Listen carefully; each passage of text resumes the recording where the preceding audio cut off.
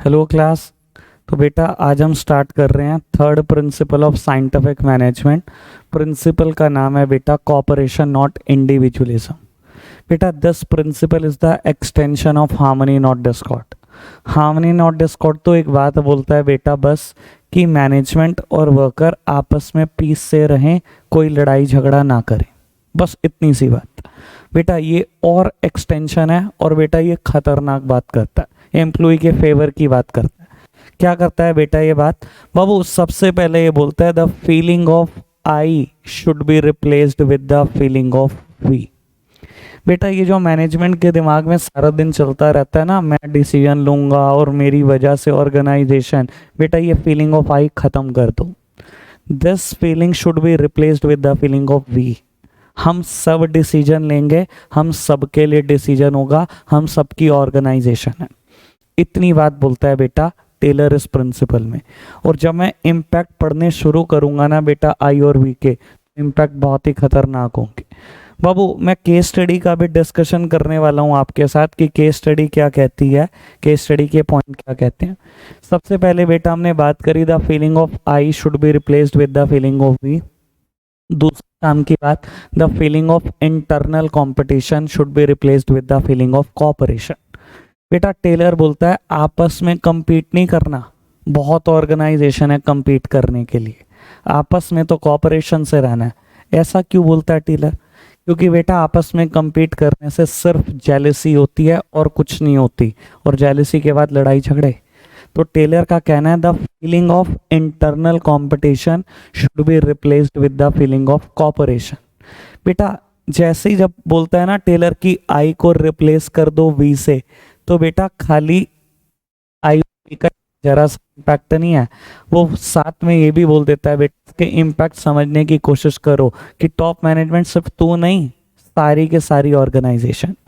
बेटा अब बोलता है टेलर कि सिर्फ टॉप लेवल डिसीजन मेकिंग ना करे, डिसीजन मेकिंग में वर्कर को भी पार्टिसिपेशन दिया जाए, वर्कर को भी फीलिंग ऑफ ऑनरशिप दी जाए, worker should be considered as the part of management. कि सारे डिसीजन मेकिंग टॉप लेवल ना करे, टॉप लेवल की जिम्मेदारी है कि वर्कर को लगना चाहिए कि वो ऑर्गेनाइजेशन का पार्ट है, उनसे डिसीजन मेकिंग कराई जाए, आई को वी से रिप्लेस करना है। साथ ही साथ टेलर एक और बात बोलता है management should not close its ear to the constructive suggestion made by their employee. Management आपको अपने कान खुले रखने हैं जब वर्कर सजेशन दे रहे हैं। ऐसा क्यों बोलता है? बेटा टॉप लेवल पे सिर्फ 12 लोग काम करते हैं, सारा दिन 12 लोग दिमाग चलाते हैं, सारी डिसीजन मेकिंग वो करना चाहते हैं। लेकिन बेटा टेलर बोलता है एक ऑर्गेनाइजेशन में एम्प्लॉय लाखों तक हो सकते हैं, और अगर मैं सबसे एक एक सजेशन भी इनवाइट कर दूं तो 1 लाख सजेशन आ जाएंगे।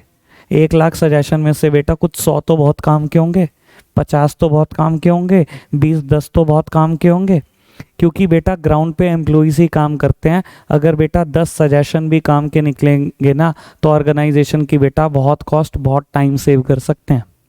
तो टेलर का कहना है management should not close its ear to the constructive suggestion made by their employees. मैं अब वो 3 से 4 बात हम कर चुके हैं, मैंने ये बात भी कर दी बेटा फीलिंग ऑफ ऑनरशिप देनी है, मैंने साथ में आपको ये बात भी कर दी management should not close its ear to the constructive suggestion made by their employees. एक आखिरी बात बेटा टेलर बोलता है there should be equal distribution of authority and responsibility among the worker and management.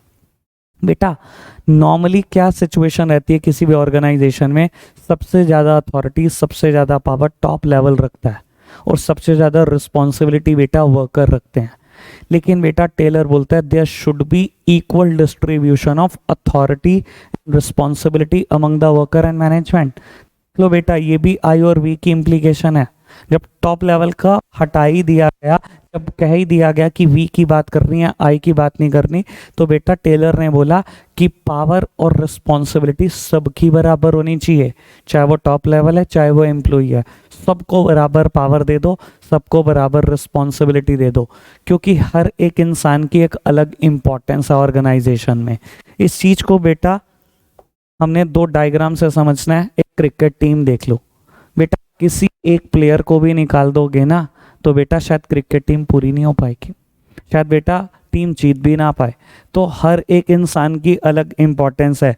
बेटा पजल गेम को देख लो, a single piece has its own value. ठीक है ना बेटा, एक पीस भी निकाल दोगे ना तो पजल भी पूरा नहीं हो पाएगा। तो हर इंसान की एक अलग वैल्यू है, आपस में कोऑपरेट करके रहना है, ये प्रिंसिपल बोलता है। एक केस स्टडी का भी जिक्र करते हैं बेटा आपके साथ। लो बेटा पढ़ते हैं केस स्टडी। कहता है state the principle of management described in the above para. मुझे प्रिंसिपल बताना है। ABC limited is engaged in the producing electricity from domestic garbage. There is almost equal division of work and responsibility among the worker and management. बेटा मैं आगे की जितनी भी बात पढ़ लूँ शायद डेटा यूजलेस ही होगा। जैसे ही मुझे वर्ड दिखता है there is almost equal division of work and responsibility among the worker and management, तो ये केस स्टडी का सबसे बड़ा हिंट है। केस स्टडी के 5 हिंट है बेटा और ये सबसे बड़ा हिंट है। तो आज के लिए इतना ही रखते हैं हम प्यारे बच्चों, नेक्स्ट क्लास में मिलेंगे। Bye bye.